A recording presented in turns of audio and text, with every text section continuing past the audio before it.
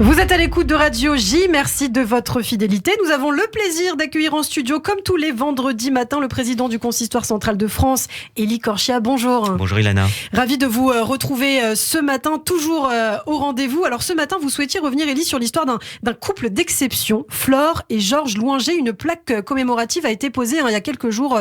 Justement, vous étiez présent. Exactement, c'était cette semaine et comme je vous le disais, et je le disais à Laurence il y a quelques instants, Flore et Georges Loinger ont été un couple d'exception qui ont participé au sauvetage de plusieurs centaines d'enfants juifs pendant la Seconde Guerre mondiale. J'avais eu l'honneur, le plaisir de le recevoir il y a tout juste 10 ans, en 2012. Il avait 102 ans déjà à l'époque. Il a eu une vie incroyablement longue. Il est décédé à 108 ans. Flore, son épouse, est décédée il y a une vingtaine d'années avant.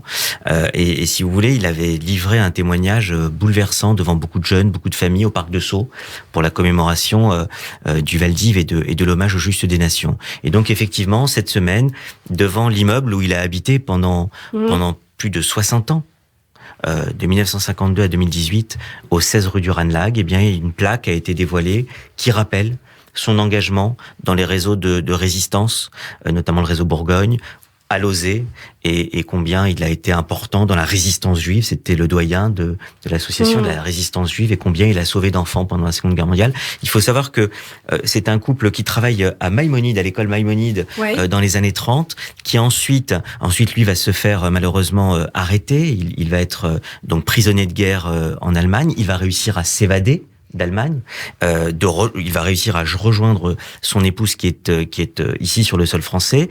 Ils vont partir en zone libre, et puis effectivement ils vont participer au sauvetage de centaines d'enfants grâce à Lozé.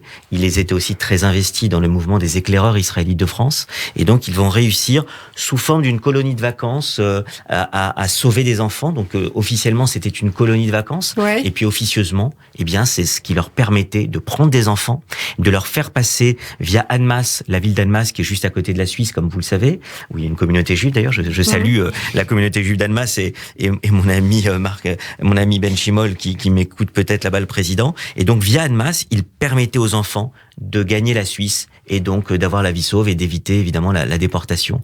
Vous savez, on parle assez peu souvent du rôle fondamental des résistants juifs. Et vraiment, Georges Loinger et Flore, ce couple, vraiment représente vraiment une image très importante pour nous de cette résistance juive qui s'est battue et qui a permis de sauver évidemment beaucoup d'autres juifs. Et oui, un mensch, comme le disait Michel Schneeberg, qui était d'ailleurs présente avec le grand rabbin de France, Raïm Korsia. Oui, il y avait beaucoup de personnalités. On va pas citer tout le monde, mais le grand rabbin de France a pris la parole, bien évidemment. Ce qui était touchant, c'est qu'il y avait le fils de Flore et Georges Loinger, Daniel Loinger, qui était là, qui était présent.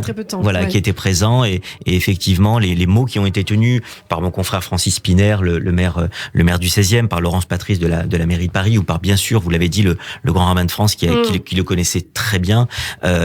C'était des mots émouvants, et c'était un hommage. Et puis cette plaque permettra aux habitants du 16e, moi qui ai mon cabinet à quelques encablures de ce bâtiment de la rue du Ranelagh, ça permettra à ceux qui passeront devant ce bâtiment de se souvenir de Flore et Georges Loinger. Alors une transition, votre conseil lecture du jour, Élie Korchia, c'est un livre qui s'appelle Fascinant Chouchani de Sandrine Schwartz.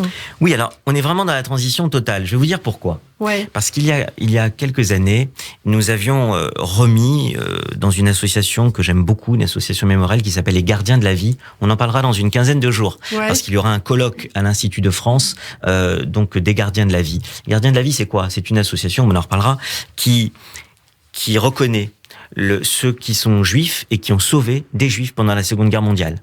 Puisque vous savez que les justes parmi les nations honorent des non-juifs qui ont sauvé des juifs. Les Gardiens de la Vie, c'est le contraire. Et on avait remis aux Gardiens de la Vie, avec les Gardiens de la Vie, donc un prix, un diplôme des Gardiens de la Vie à Georges Loinger. Et Sandrine Schwartz, historienne, chercheuse, qu'on connaît bien sur les ondes de la fréquence juive, donc docteur en histoire, Sandrine Schwartz, qui est une amie, fait partie de l'association des gardiens de la vie, elle fait partie des personnes qui s'en occupent, et donc elle livre un livre, elle nous confie aujourd'hui un livre passionnant qui s'appelle Fascinant Chouchani. J'attendais vraiment de la voir parce que je savais depuis plusieurs mois qu'elle était en train de le finaliser. C'est un gros livre, hein, beaucoup de... Oui, c'est un gros livre, il y a beaucoup de choses, c'est assez foisonnant, comme la vie de ce personnage complètement hors norme. Alors pour faire très court, certains ont dû en entendre parler, d'autres peut-être pas du tout.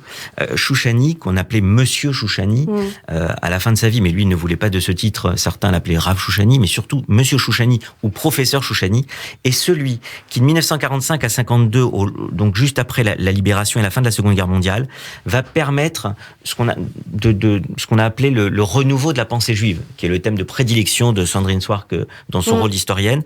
Il a fait partie, avec Jacob Gordin et d'autres, de ceux qui, notamment à travers l'école de la pensée juive de Paris, eh bien, vont permettre ce renouveau de la pensée spirituelle, intellectuelle, juive en France, et il va être le professeur, on va dire 3 personnalités très importantes.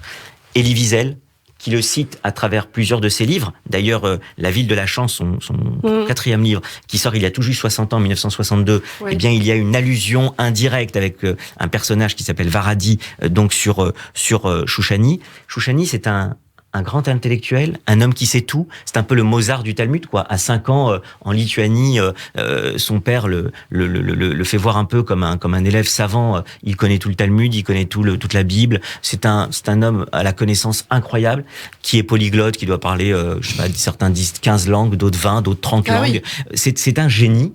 En même temps, il a un profil un peu de vagabond, de clochard, avec un comportement parfois même désagréable. Un personnage complètement atypique. Un personnage atypique, légendaire, qui ne voulait jamais dire comment il s'appelait. D'ailleurs, on ne saura pas, durant quasiment toute sa vie, quel était son nom. Certains disent qu'il était d'origine séfarade, d'autres disent qu'il était d'origine ashkénaze. Finalement, on va savoir qu'il était d'origine lituanienne et qui a traversé le monde entier, de New York à Jérusalem, de Paris à l'Uruguay. Il finit sa vie en Amérique du Sud et il meurt donc en Uruguay.